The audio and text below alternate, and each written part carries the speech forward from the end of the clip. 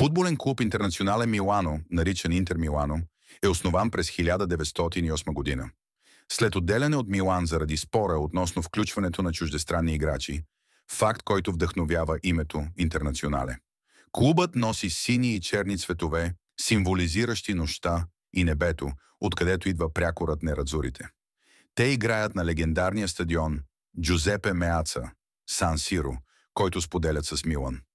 Интер е един от най-успешните и влиятелни клубове в Италия, с 20 титли от серия А, 9 купи на Италия и 3 трофея от Шампионската лига на УЕФА.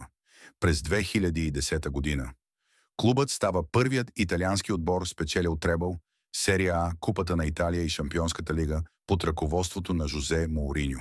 Исторически Интер оформя съвременната футболна тактика чрез големия Интер на Еленио Ерера през 60-те години и е известен с легенди като Джузепе Меаца, Хавиер Санети и Роналдо Назарио. Тяхното дерби Дела Мадонина с Милан е световно известно.